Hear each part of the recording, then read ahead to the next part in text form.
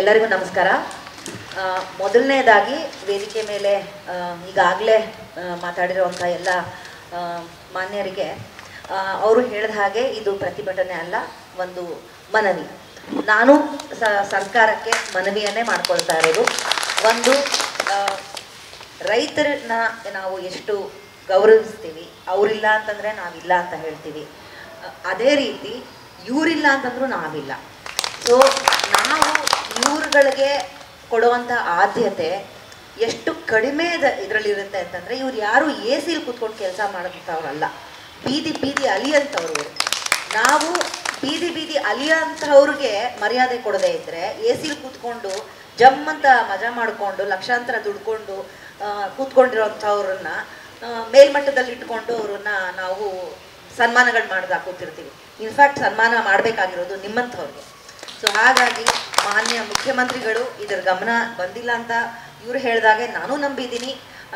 ಬಂದಿದ್ರೆ ಅವರು ಬಹುಶಃ ಇದನ್ನು ಖಡಾಖಂಡಿತವಾಗೂ ಈ ನಿರ್ಧಾರಕ್ಕಂತೂ ಬರ್ತಾ ಇರಲಿಲ್ಲ.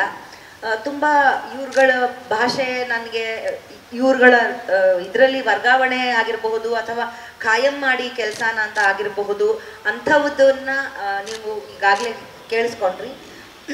ನನಗೆ ಅರಿವಿಗೆ ಬಂದಿರೋ ಅಂಥದ್ದು ಅಂತಂದರೆ, ಇದು ತಗೊಂಡಿರೋ ನಿರ್ಧಾರ ಎಷ್ಟರ ಮಟ್ಟಿಗೆ ಯಾರ್ಯಾರ ಹೊಟ್ಟೆಗೆ ಹೊಡೆಯುತ್ತೆ, ಯಾರ್ಯಾರು ಬೆನ್ನು ತಟ್ಟೋದನ್ನು ತಪ್ಪಿಸುತ್ತೆ, ಅದು ನನಗೆ ಆಗೋದು. ಇಲ್ಲಿ ಅದು ಆಗಬಾರ್ದು. ಬೆನ್ನು ತಟ್ಟಬೇಕು, ಹೊಟ್ಟೆ ಹೊಡಿಬಾರ್ದು, ಅದಾಗಬೇಕಿಲ್ಲಿ ಒಂದು. ಇನ್ನೊಂದು, ಎಲ್ಲ ಈಗಾಗಲೇ ಎಷ್ಟೋ ಜನ ಧೃತಿಗಟ್ಟಿದ್ದಾರೆ, ಧೈರ್ಯ ಕಳ್ಕೊಂಡಿದ್ದಾರೆ, ಆತ್ಮಹತ್ಯೆಗಳು ಮಾಡ್ಕೊಳ್ಳೋ ಪ್ರಯತ್ನಗಳಾಗ್ಬಿಡುತ್ತೆ.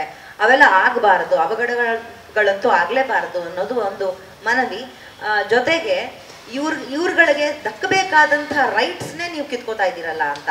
ಇವಾಗ ಹೆಂಗಿದೆ ಅಂತಂದರೆ, ಸಿಂಪಲ್ ಆಗಿ ಎಲ್ಲ ಈ ಒಂದು ಪ್ರೆಸ್ ಮೀಟನ್ನು ಮಾಧ್ಯಮಗಳಲ್ಲಿ ನೋಡ್ತೀರಿ ನೀವು. ನಾನು ಒಂದು ಮಾಧ್ಯಮದೊಳಗಾಗಿ ಅರ್ಥ ಮಾಡ್ಕೊಳ್ಳೋದು ಅಂತ, ಹೇಗೆ ಜನಕ್ಕೆ ತಲುಪಿಸಬೇಕು ಅಂತ ಇವ್ರುಗಳು ಅವ್ರವ್ರ ಭಾಷೆಯಲ್ಲಿ ಮಾತಾಡ್ತಾರೆ. ಅದಕ್ಕಿಂತ ತುಂಬ ಕೊಲೋಕಿಯಲ್ ಆಗಿ ಜನಸಾಮಾನ್ಯಂಗೂ ಅರ್ಥ ಆಗಬೇಕು, ಆ ಥರ ಮಾತಾಡೋದು. ಹೇಳೋದಾದರೆ, ಈಗ ರಿಟೈರ್ಮೆಂಟಿಗೆ ಇನ್ನೊಂದು 5 ವರ್ಷ ಇದೆ ಅಂತ ಇಟ್ಕೊಳ್ಳೋಣ. 60 ವರ್ಷ, 55 ವರ್ಷ ಆ ಮನುಷ್ಯಂಗೆ. ಆ ಮನುಷ್ಯ ಮತ್ತೆ ಎಕ್ಸಾಮ್ ಬರೆದು ಅದನ್ನ ಎಕ್ಸಾಮ್ ಓದ್ಕೊಳ್ಬೇಕಾಗತ್ತಾ? ಅವನಿಗೆ ಓದಕ್ಕಾದ್ರೂ ಆಗತ್ತಾ ಆ ಮನುಷ್ಯಂಗೆ? ಫಸ್ಟ್ ಆಫ್ ಆಲ್, ಮಹಿಳೆ ಆಗ್ಬೋದು, ಪುರುಷ ಆಗ್ಬೋದು, ಯಾರೇ ಆಗ್ಬೋದು, ಈ ವಯಸ್ಸಿನಲ್ಲಿ ಎಕ್ಸಾಮ್ ಬರೆಯೋಕ್ಕೆ ಓದ್ಕೊಂಡು ಎಕ್ಸಾಮ್ ಬರೆದು ಅದನ್ನು ಪಾಸ್ ಆಗಿ ಇಷ್ಟು ವರ್ಷ ಸರ್ವಿಸ್ ಮಾಡಿ ಈಗ 40,000, 35,000, 50,000 ಮ್ಯಾಕ್ಸಿಮಮ್ ಮ್ಯಾನೇಜರ್ ಲೆವೆಲಲ್ಲಿ ಇರೋರು. ನನಗೆ ಗಮನಕ್ಕೆ ಬಂದಿರೋದು 50,000 ಸಂಬಳ ಅವ್ರಿಗೆ. ಇನ್ನು ಮಿಕ್ಕಿರೋರ್ದೆಲ್ಲ ಬಿಡಿ, ಲೆಕ್ಕವೇ ಇಲ್ಲ. ಹಾಗಾದರೆ ಇಷ್ಟು ವರ್ಷ ಸರ್ವಿಸ್ ಮಾಡ್ಕೊಂಡು ಬಂದವರು 5% ಹೈಕಲ್ಲಿ ಬದುಕ್ತಾ ಇದ್ದಂಥವ್ರು ಈಗ 15, ಅದು ಕಡಿತ ಆಗಿದೆ. ಈಗ ಅದು ಹೋಗ್ಬಿಡ್ಲಿ, 5 ಹೋಗ್ಲಿ, 15 ಹೋಗ್ಲಿ, ಕೆಲಸಕ್ಕೆ ಧಕ್ಕೆ ಬಂದು ಕೂತಿದೆಯಲ್ಲ ಈಗ. ಸೊ ಇವರೆಲ್ಲರೂ ಮತ್ತೆ ಎಕ್ಸಾಮ್ ಬರಿಬೇಕಂತೆ, ಎಕ್ಸಾಮ್ ಬರೆದಾದ್ಮೇಲೆ ಪಾಸ್ ಆಗಬೇಕಂತೆ. ಪಾಸ್ ಆಗೋಕ್ಕೆ ಇವರೇ 5 ಮಾರ್ಕ್ಸ್ ಎಕ್ಸ್ಟ್ರಾ ಕೊಡ್ತಾರಂತೆ, ಯಾಕಂದರೆ ಇಷ್ಟು ವರ್ಷ ಸರ್ವಿಸ್ ಮಾಡಿದಾರಲ್ಲ, ಅದಕ್ಕೋಸ್ಕರ ಒಂದು 5 ಮಾರ್ಕ್ಸ್ ಎಕ್ಸ್ಟ್ರಾ ಕೊಡ್ತಾರಂತೆ. 5 ಮಾರ್ಕ್ಸ್ ಎಕ್ಸ್ಟ್ರಾ ತಗೊಂಡು ಮತ್ತೆ ಮನುಷ್ಯ ಸ್ಲ್ಯಾಬು ಫಸ್ಟು ಫ್ರೆಷರ್ಸ್ಗೆ ಏನಿರುತ್ತೆ ಅದೇ ದುಡಿಮೆಗೆ ವಾಪಸ್ ಬಂದು ಕೆಲಸ ಮಾಡಬೇಕಂತೆ. ಇದು ಬೇಸಿಕ್ ತಗೊಂಡಿರೋಂಥ, ಇದು ಪಾಸ್ ಆಗಿರೋಂಥ ಒಂದು ನಿರ್ಧಾರ. ಇದನ್ನು ಹರ್ಷ ಗುಪ್ತಾ ಅವರು ದಯವಿಟ್ಟು ನೀವು ಮಾಡ್ತಾ ಇರೋದು ತುಂಬ ತುಂಬ ತುಂಬ ಅನ್ಯಾಯ. ಮಾಡಲೇ ಕೂಡ್ದು ಇದು ಸರ್ಕಾರದ ಗಮನಕ್ಕೆ ಇನ್ನು ಕ್ಯಾಬಿನೆಟ್ಗೆ ರೀಚ್ ಆಗಿಲ್ಲ, ಎಲ್ಲವೂ ಸತ್ಯ. ಅದು ಸರ್ಕಾರಕ್ಕಿನ್ನ ಗಮನಕ್ಕೆ ಬಂದಿಲ್ಲ ಅಂತಂದರೆ ಎಷ್ಟೋ ಭಾಗ್ಯಗಳನ್ನು ಹೆಣ್ಮಕ್ಳ ಗಮನದಲ್ಲಿಟ್ಕೊಂಡು ಸಿದ್ದರಾಮಯ್ಯನವರು ಇದನ್ನು ಗಮನದಲ್ಲಿಟ್ಕೊಂಡು, ನಮ್ಮನ್ನು ಗಮನದಲ್ಲಿಟ್ಕೊಂಡು ತುಂಬ ಜನಕ್ಕೆ ಸಹಾಯ ಮಾಡಿದ್ದೀರಿ, ನಿಮ್ಮ ಹೃದಯವಂತಿಕೆಯನ್ನು ಮೆರೆದಿದ್ದೀರಿ.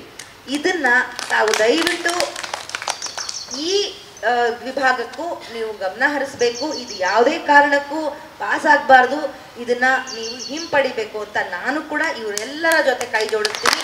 ಆಮೇಲೆ ಇವ್ರ ಜೊತೆ ನಾನು ನಿಲ್ತೀನಿ. ಈಗ ಮಾಡ್ತಿರೋದು ವಿನಂತಿ, ಮುಂದೆ ಏನಾದರೂ ಪಾಸ್ ಆದರೆ ಎಷ್ಟು ಜನ ಜೀವನ ಕಳ್ಕೊಂಡ್ರೆ ಅದು ಆಗೋದೇ ಇನ್ನೂ ಆವಂತರ. ನಿಮ್ಮ ಸರ್ಕಾರ ಬಂದಿದೆ, ಅದಕ್ಕೆ ನಾವೆಲ್ಲರೂ ಸ್ವಾಗತಿಸಿದ್ದೀವಿ. ಟೀಕಣೆಗಳಾಗಿರ್ಬೋದು ನಿಮಗೆ, ಅಥವಾ ಮೆಚ್ಚುಗೆಗಳಾಗಿರ್ಬೋದು, ಎರಡೂ ಬಂದಿದೆ.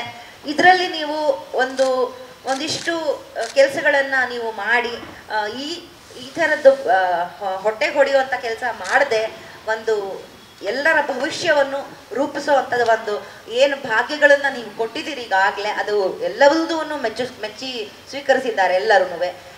ಇದೊಂದನ್ನು ನೀವು ಮಾಡಬೇಡಿ, ಇದು ಇವ್ರಿಗೆ ಇದೊಂದು ಭಾಗ್ಯವೇ. ಸೊ ಹೀಗಾಗಿ ನೀವು ಇದನ್ನು ನೀವು ಮಾಡಿ ಅಂತ ಹೇಳಿ ನಾನು ಮುಖ್ಯಮಂತ್ರಿಗಳಲ್ಲಿ ಮನವಿ ಮಾಡ್ಕೊಳ್ತೀನಿ. ಹಾಗೂ ಹೆಲ್ತ್ ಡಿಪಾರ್ಟ್ಮೆಂಟ್, ಎಜುಕೇಷನ್ ಮಿನಿಸ್ಟರ್ಗೂ ನಾನು ಮನವಿ ಮಾಡ್ಕೊಳ್ತಾ ಇದ್ದೀನಿ, ಉಪಮಂತ್ರಿಗಳಿಗೂ ನಾನು ಮನವಿ ಮಾಡ್ಕೊಳ್ತಾ ಇದ್ದೀನಿ. ಯಾವುದೇ ಕಾರಣಕ್ಕೂ ಇದು ನಮ್ಮ ಪತ್ರಿಕೆಯಲ್ಲಿ ಏನೇನಾಗುತ್ತೆ, ಏನೇನು ತಪ್ಪುಗಳು ಆದಾಗ ನಾವು ಹೆಂಗೆ ಧ್ವನಿ ಎತ್ತಿ ಬರಿತೀವೋ ಅಷ್ಟೇ ಇಲ್ಲಿ ಕೂಡ ನಡೀತಾ ಇರೋದು. ತಪ್ಪಾಗಿದೆ, ಧ್ವನಿ ಎತ್ತುತ್ತಾ ಇದ್ದೀವಿ. ಹೀಗಾಗಿ ಇದನ್ನ ನೀವು ದಯವಿಟ್ಟು ಹಿಂಪಡೀರಿ ಅಂತ ಹೇಳ್ತಾ, ಇನ್ನೇನಾದರೂ ನನ್ನಿಂದ ನಿಮಗೆ ಬೇಕಾ, ಮಾತಾಡಬೇಕಾ ಅಂತಂದರೆ ದಯವಿಟ್ಟು ಹೇಳಿ, ನಾನು ಮಾತಾಡ್ತೀನಿ. ನನಗೆ ಅರ್ಥ ಆಗ್ತಾ ಇರೋದು ಇಷ್ಟೇ. ನಿಮ್ಮೆಲ್ಲರಿಗೂ ಈಗ ಇವರು ಹೇಳಿದ ಹಾಗೆ ಆತಂಕದಲ್ಲಿ ಇದ್ದೀರಿ, ಆತಂಕಕ್ಕೆ ಒಳಗಾಗಿದ್ದೀರಿ. ಅದು ಆಗೋದು ಬೇಡ, ಯಾರೂ ಧೃತಿ ಕೆಡೋದು ಬೇಡ. ಯಾಕಂದರೆ ನನ್ನ ಪ್ರಕಾರ ಸಿದ್ದರಾಮಯ್ಯನವರು ಮುಖ್ಯಮಂತ್ರಿಗಳು ಅವರು ಇಂಥದನ್ನು ಪಾಸ್ ಮಾಡ್ತಾರೆ ಅನ್ನೋದು ನಾನು ನಂಬಿಕೆ ಇಟ್ಟಿಲ್ಲ. ಅವ್ರು ಮಾಡೋದಿಲ್ಲ, ನಿಮ್ಗಳ ಕೈ ಬಿಡೋದಿಲ್ಲ. ಸೊ ಹಾಗಾಗಿ ಇದು ಆಗೋದಿಲ್ಲ ಅನ್ನೋ ಒಂದು ನಂಬಿಕೆ ಮೇಲೆ ನಾನು ಇಷ್ಟ ಘಂಟಾಘೋಷವಾಗಿ ನಾನು ಹೇಳ್ತಾ ಇದ್ದೀನಿ, ಇದು ಆಗಕೂಡ್ದು. ದಯವಿಟ್ಟು ಮುಖ್ಯಮಂತ್ರಿಗಳೇ, ನನ್ನ ಮಾತನ್ನು ನೀವು ಕೇಳಿಸ್ಕೊತೀರಿ ಅಂತ ಗೊತ್ತು. ದಯವಿಟ್ಟು ಇದನ್ನು ಪಾಸ್ ಆಗದೆ ಇರೋ ಹಾಗೆ ಬೇರೆಯವರು ಹೊಟ್ಟೆ ಮೇಲೆ, ಬಡವ್ರ ಹೊಟ್ಟೆ ಮೇಲೆ ಹೊಡಿಬೇಡಿ. ಕೋವಿಡ್ ಟೈಮಲ್ಲಿ ನಾವೆಲ್ಲ ಇವರು ಆಗಲೇ ಹೇಳಿದ ಹಾಗೆ ಮನೆಯಲ್ಲಿ ನಾವು ಆತಂಕದಲ್ಲೇ ಇದ್ವಿ, ಮನೇಲಿ ಇತ್ಕೊಂಡು ಆತಂಕದಲ್ಲಿದ್ವಿ ನಾವು. ಇವರು ಬೀದಿ ಮನೆಗಳಿಗೆ ಹೋಗಿ ಸೇವೆ ಮಾಡಿದ್ದಾರೆ.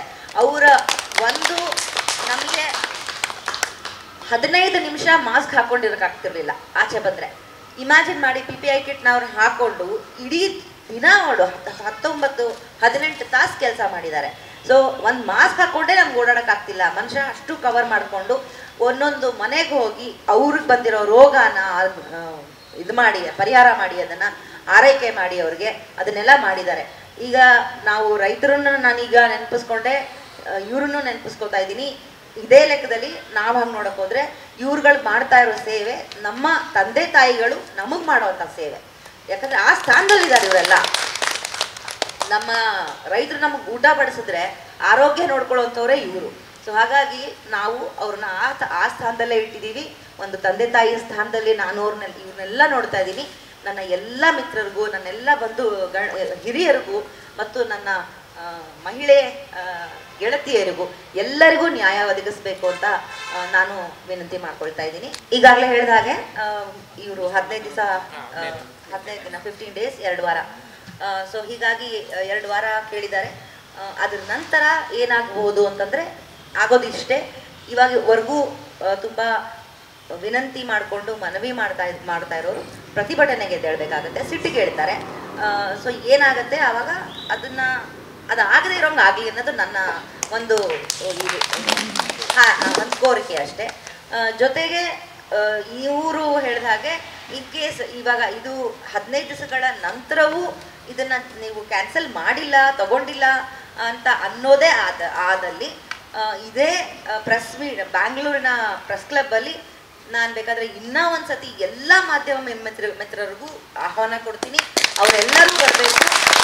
ಆವಾಗ ಬಹುಶಃ ಈ ಥರ ಪ್ರೆಸ್ ಮೀಟ್ ಇರೋದಿಲ್ಲ. ಯಾಕಂದರೆ ಇದು ತುಂಬ ಶಾಂತವಾಗಿರುವಂಥ ಒಂದು ಪ್ರೆಸ್ ಮೀಟ್ ನಡೀತಾ ಇದೆ ಇಲ್ಲಿ. ಆವಾಗ ನಡೆಯೋ ಪ್ರೆಸ್ ಮೀಟು ಬೇರೆ ಥರ ಇರುತ್ತೆ. ಸೊ ಹಾಗಾಗಿ ಅಂಥ ಪ್ರೆಸ್ ಮೀಟು, ಅಂಥ ಪ್ರತಿಭಟನೆಯ ಪ್ರೆಸ್ ಮೀಟ್ಗಳನ್ನು ನಾವು ಮಾಡೋದು ಬೇಡ. ಅಥವಾ ಯಾವುದೋ ಒಂದು ಫ್ರೀಡಮ್ ಪಾರ್ಕಲ್ಲಿ ಕೂತ್ಕೊಂಡು ಧರಣಿ ಕೂರುವಂಥ ಅವಕಾಶನೂ ನಮಗೆ ಮಾಡಿಕೊಡ್ಬೇಡಿ. ಇದನ್ನು ಕ್ಯಾನ್ಸಲ್ ಮಾಡಿ ಅಂತ ಇಷ್ಟು ಕೇಳ್ಕೊಳ್ತಾ ಮಾನ್ಯ ಮುಖ್ಯಮಂತ್ರಿಗಳಿಗೆ ನಾನು ನಮಸ್ಕಾರಗಳನ್ನು ಸಲ್ಲಿಸ್ತಾ ಇದ್ದೀನಿ. ನಾನು ಇನ್ನೊಂದೇ ಒಂದು ಬೇಡಿಕೆ ನನ್ನ ಮಾಧ್ಯಮ ಮಿತ್ರರಿಗೆ, ಆದಷ್ಟು ಇದನ್ನು ನಾವುಗಳೇ ವೈರಲ್ ಮಾಡದೆ ಹೋದರೆ, ಇದು ಎಲ್ಲೂ ತಲುಪದೆ ಹೋದರೆ, ಇದಿಷ್ಟು ಇವ್ರುಗಳು ಪಡ್ತಾ ಇರೋ ಕಷ್ಟಗಳನ್ನು ನಾವು ತೋರಿಸ್ಕೊಳ್ದೆ ಹೋದರೆ, ಜನಕ್ಕೆ ತಲುಪಿಸದೆ ಹೋದರೆ, ಅಥವಾ ಸಂಬಂಧಪಟ್ಟಂಥ ಮುಖ್ಯಮಂತ್ರಿಗಳಿಗೆ ಅಥವಾ ಉಪಮಂತ್ರಿಗಳಿಗೆ, ಅವ್ರು ಯಾರಿಗೆ ಸಂಬಂಧಪಟ್ಟಂತಹ ಹೆಲ್ತ್ ಡಿಪಾರ್ಟ್ಮೆಂಟಿಗೆ ಯಾರಿಗೂ ನಾವು ಗಮನಕ್ಕೆ ಬರದೇ ಇರೋ ಹಾಗೆ ಮಾಡಿದ್ರೆ ಇದೆಲ್ಲವುದೂ ವ್ಯರ್ಥ ಅಂತ ನನ್ನ ಭಾವನೆ. ಸೊ ಹಾಗಾಗಿ ನಾವು ಇವಾಗ ಡಿಜಿಟಲ್ ಮೀಡಿಯಾ ಆಗಿರ್ಬೋದು ಅಥವಾ ಸ್ಯಾಟಲೈಟ್ ಆಗಿರ್ಬೋದು, ಯಾವುದೇ ಆಗಿರ್ಬೋದು, ಒಂದು ಧ್ವನಿ ನಾವುಗಳು ಎತ್ತದೆ ಹೋದರೆ ಅದಕ್ಕೆ ಒಂದು ಕಡಿವಾಣ ನಾವೇ ಹಾಕದೆ ಹೋದ್ರೆ, ಅದ್ರ ಮೇಲೆ ಒಂದು ಬೆಳಕನ್ನ ನಾವೇ ಚೆಲ್ಲದೆ ಹೋದ್ರೆ ಇದು ಇಲ್ಲಿಗೆ ಸತ್ತು ಹೋಗುತ್ತೆ. ಮತ್ತೆ ಇವರು ಇವತ್ತು ಬರ್ತಾರೆ, ನಾಳೆ ಬರ್ತಾರೆ, ನಾಡಿದ್ದು ಬರ್ತಾರೆ, ಒಂದು ವರ್ಷ ಬರ್ತಾರೆ, ನಾನು ನಿಲ್ಬಹುದು. 2ನೇ ವರ್ಷ ಕೂಡ ನನ್ನನ್ನು ಇಲ್ಲೇ ನಿಂತ್ಕೊಳ್ಳಿ ನೀವು ಅಂತಂದ್ರೆ, ನಾವುಗಳೇ ಅವ್ರ ಕೈ ಬಿಟ್ಬಿಟ್ರೆ ಅವ್ರಿಗೆ ಯಾರು ಇರ್ತಾರೆ ಹೇಳಿ? ನಾವುಗಳು ಮಾಧ್ಯಮದವರು ಅರ್ಥ ಮಾಡ್ಕೋಬೇಕಿದನ್ನ. ಆದಷ್ಟು ವೈರಲ್ ಆಗ್ಬೇಕಿದು. ಸೊ ವೈರಲ್ ಆದಷ್ಟು ಜನಕ್ಕೆ ಇದು ತಲುಪುತ್ತೆ. ಸಾಮಾನ್ಯ ಜನ ಕೂಡ ಇದನ್ನ ಅರ್ಥ ಮಾಡ್ಕೊಂಡು ಕೈ ಜೋಡಿಸ್ತಾರೆ, ಹೇಳಲಿಕ್ಕಾಗಲ್ಲ, ಏನಾದರೂ ಆಗ್ಬಹುದು. ಸೊ ಹಾಗಾಗಿ ಇದೊಂದು ಮನವಿ ನಾನು ಮಾಡ್ಕೋಬೇಕಾಗಿತ್ತು ಮಾಧ್ಯಮ ಮಿತ್ರರಿಗೆ. ಧನ್ಯವಾದಗಳು. ಬಂದಿರೋ ಎಲ್ಲ ಮಾಧ್ಯಮ ಮಿತ್ರರಿಗೂ ಧನ್ಯವಾದಗಳು.